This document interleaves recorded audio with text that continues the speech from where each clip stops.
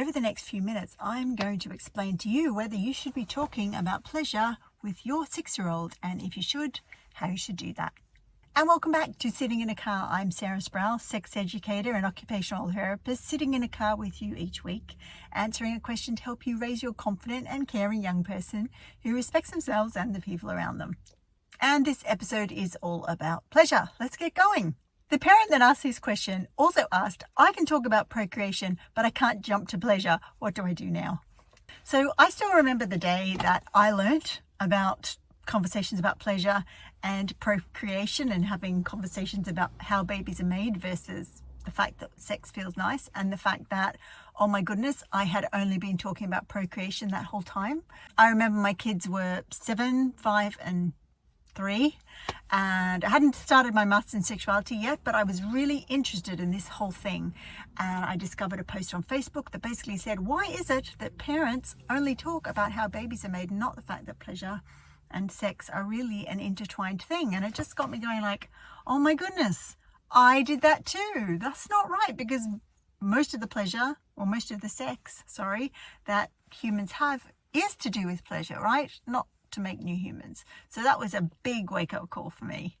So let's get down to the point about talking about pleasure with young children around the age of 6 and what you can do about that. So point 1 is about whether we should be talking about pleasure with children as young as 6. Like, maybe that's not the right thing to do, right? Maybe we could damage them in some way. Maybe they'll be seeking out their genitals and masturbating, and we would rather them not do that, so we shouldn't talk about this, right?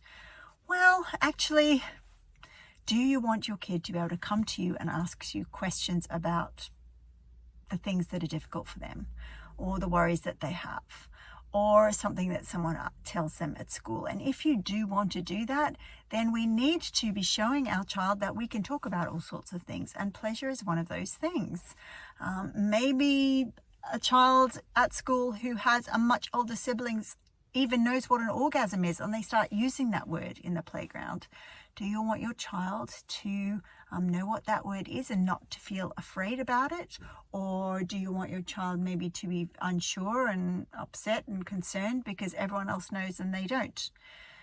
If we want our child to feel connected with us enough about all the things, then we do need to get started on conversations about this sort of thing. And the fact is, conversations about pleasure, they're not bad, they're not wrong, they're not damaging. It's just that we've got squeaky feelings inside of us that maybe secretly somewhere we might believe that sexual pleasure is wrong or sinful or bad in some way, and we sort of feel embarrassed that we like it, perhaps.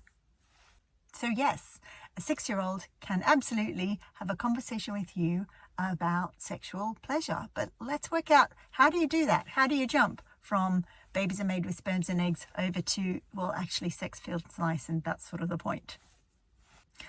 Point number 2, you can start talking about just general body pleasure when your kids are really young. In fact, maybe you're doing this already. If you have a Sunday afternoon where you need to choose a family activity, could it be possible to take it in turns of the child deciding what to do? And could you frame the question in this way?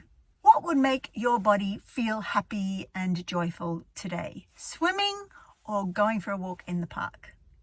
And when you frame it in that way, we start to realize that there are some things that our bodies really like to do, and there are some things that are a little bit like meh, right? And young children, you wouldn't give them the host of like 6 or 7 options, because I don't know about you, but if I have all those options, I get decision paralysis. But if you give them 2 options that it feels like the family could do that, you have the wherewithal to do it, you have the time, you have the resources, then you give them a chance to start focusing in on, what would my body actually like to do? So we start to talk about pleasure, not in the context of sex at all first, but just in the context of, there are some things we like to do that make our body feel good, and there are some things that, not so much. Not only that, when you give your kid the choice, they experience what it feels like to choose. They understand what it feels like to decide what they want. Walking, what would that feel like? Is it raining? Swimming? It's pretty noisy and wet, but it feels good. What would I like? And that's good. to give our kids a choice and to let them feel what that's like to take control of that part of their life is a really positive experience for them, even when they're small. Point 3, you can use my super favorite sentence starter strategy, which is I learned something new today. So it could look like this. You've listened to this podcast, and the next time you see your child, and maybe you've been able to have conversations about sperms and eggs, you could go up to them and say, I learned something new today, something that I've got a bit wrong, and I want to let you know what it is. Can I tell you now? Because I think it's exciting.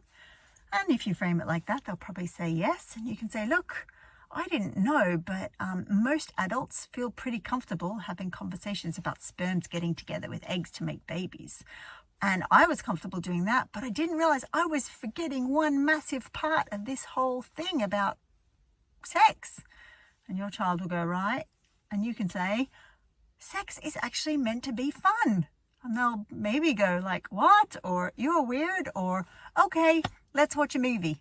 Right? Because again, children that young don't tend to have the same overlay of shame and fear and worry about things to do with sex like we do.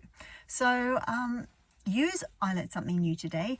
Add in the fact that most adults don't realize that this conversation is important, and have that conversation.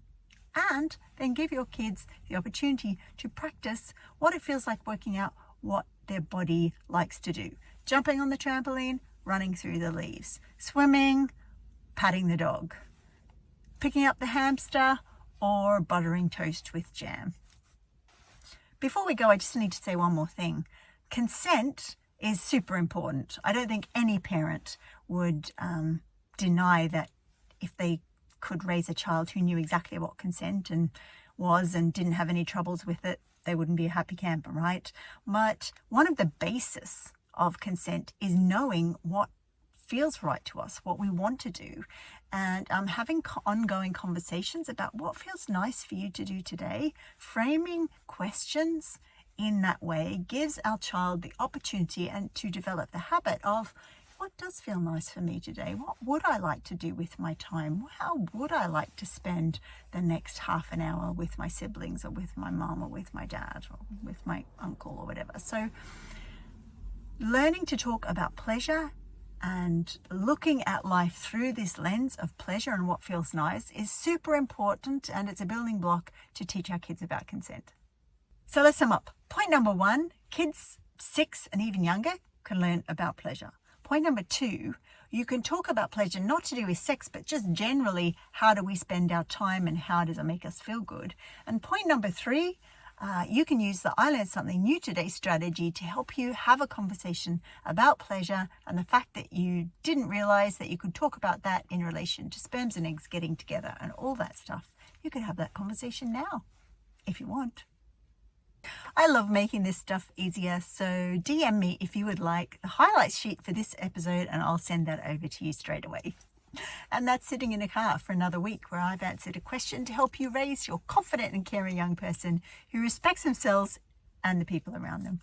And while I've got you here, can I ask for your help? If you've found this episode helpful, would you repost or like this episode? That helps parents just like you find the information and support they need to do this part of their parenting even better. Bye for now.